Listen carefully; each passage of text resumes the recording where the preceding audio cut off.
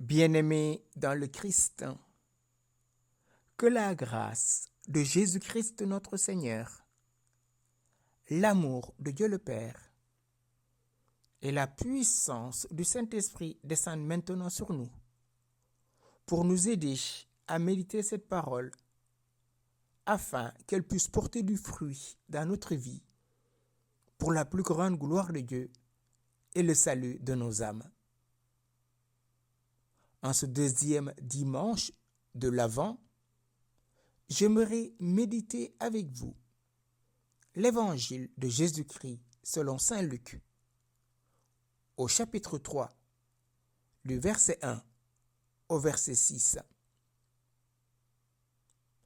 L'an 15 du règne de l'empereur Tibère, Ponce Pilate étant gouverneur de la Judée, Hérode étant alors au pouvoir en Galilée, son frère Philippe dans le pays d'Iturie et de Trachonitide, Lysanias en Abilène, les grands prêtres étant Anne et Caïphe, la parole de Dieu fut adressée dans le désert à Jean, le fils de Zacharie.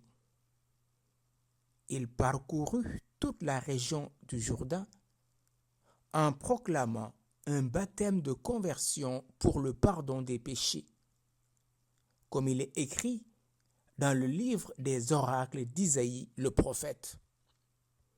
Voix de celui qui crie dans le désert: préparez le chemin du Seigneur, rendez droit ses sentiers, tout ravin sera comblé, toute montagne et toute colline seront abaissées.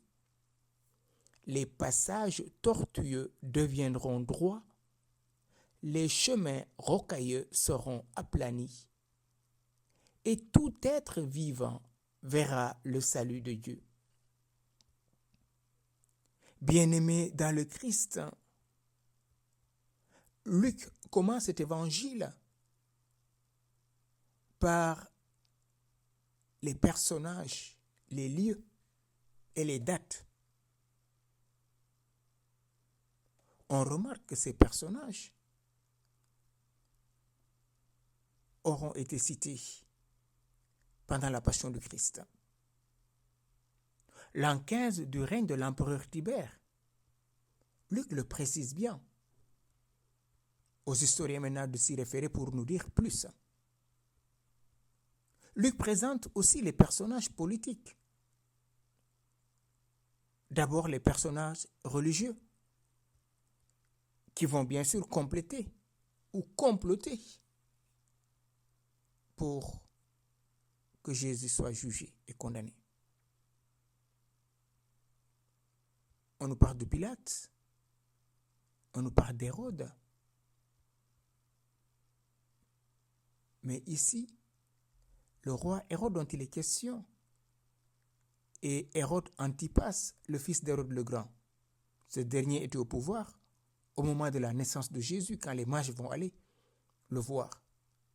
Mais au moment de la vie publique de Jésus, c'est Hérode Antipas. Le lieu est connu. Luc parle de la Galilée et la Judée. Et il va parler aussi, bien sûr, de 3 provinces qui ne sont pas des provinces juives, mais qui vont se situer au-delà. L'Iturie, la Trachonitide et l'Abilène. Mais pourquoi Luc donne-t-il toutes ces informations? Luc veut nous montrer que toutes les nations sont appelées au salut. Toutes les nations sont appelées au salut. Et qu'est-ce qu'il nous dit? La parole de Dieu fut adressée à Jean. Or, c'est exactement la même formule qui est employée dans la Bible pour parler des prophètes. Par exemple, Jérémie au chapitre 11, verset 1, ou bien le livre d'Osée au chapitre 1, verset 1. Luc reprend intentionnellement. Il veut présenter d'emblée Jean-Baptiste comme un prophète authentique. Raison pour laquelle il fera bien sûr référence à Isaïe. Jean accomplit une véritable mission de prophète. Il est le dernier prophète de l'Ancien Testament. Et qu'est-ce que fait Jean? Il proclamait un baptême de conversion pour le pardon des péchés. Il n'apporte pas une nouveauté. La conversion a toujours été le thème de prédilection des prophètes. Les prophètes appelaient constamment à la conversion. Or, Jean annonce un baptême de conversion. La prédication de Jean est placée sous le meilleur patronage qui soit, comme il est écrit dans les oracles du prophète Isaïe.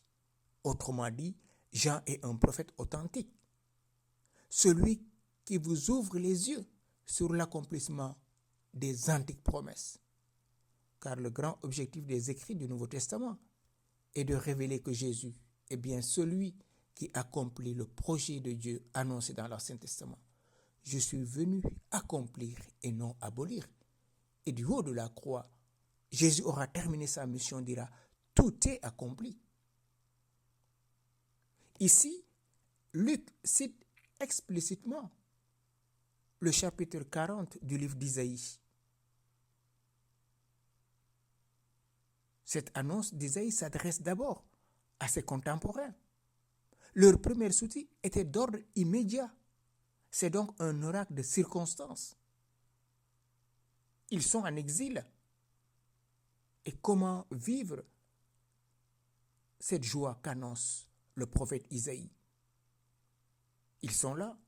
Ils devaient combler les ravins parce qu'ils étaient réduits en esclavage à Babylone. Ils devaient combler les ravins, raser les collines, redresser les chemins tortueux pour tracer une autoroute en plein désert. Moralement, frères et sœurs, c'est épuisant. Mais ici, Luc nous montre, en proclamant ou en mettant ces paroles dans la bouche de Jean-Baptiste, un sens nouveau.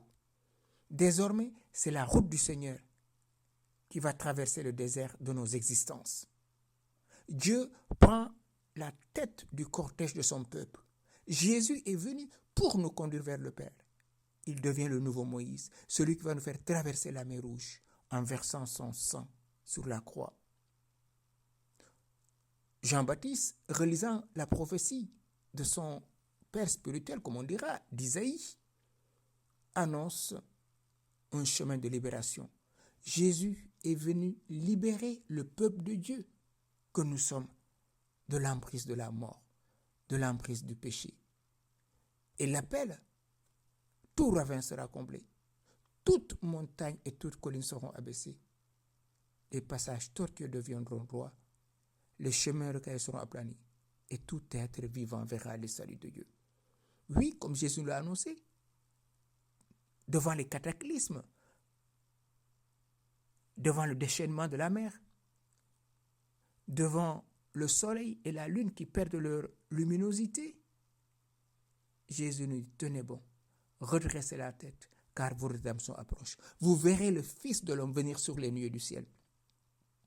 En ce temps de l'Avent, qui est un temps d'espérance, comment vivre cette parole du prophète Isaïe que Luc met dans la bouche de Jean-Baptiste? Préparer le chemin du Seigneur. Oui, mon frère, ma sœur, comment prépares-tu le chemin du Seigneur? Es-tu encore sous l'emprise de Ponce Pilate? Sous l'emprise d'Hérode? Sous l'emprise de ces faux grands prêtres qui cherchent à tuer Jésus?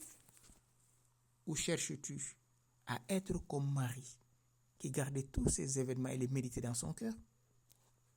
Demandons à Jésus, en ce temps de l'Avent, de nous aider à redresser le chemin, de nous aider à accepter la présence de l'Esprit dans nos vies, de nous laisser visiter par sa puissance. Ô Yeshua, tu viens et aujourd'hui ton prophète Jean nous dit préparez le chemin du Seigneur. Aide-nous en ce temps de l'Avent de nous réconcilier d'essayer de pardonner toutes ces personnes qui nous ont blessés. Toutes ces personnes à qui on a dit jamais je pardonnerai. Aujourd'hui, en écoutant le cri de Jean-Baptiste dans le désert de mon existence, aide-moi à pardonner. Aide-moi à demander pardon si je dois le faire. Aide-moi à pardonner et donne-moi la force de l'accomplir. Ô Jésus, visite mon cœur, guéris mon âme. Par la puissance de l'Esprit Saint, donne-moi la grâce de naître de nouveau. Que ce temps de l'Avent soit vraiment un temps de conversion pour que mon cœur soit pur, afin que tu puisses y dresser ta tente, tu puisses demeurer avec moi à Noël. Amen.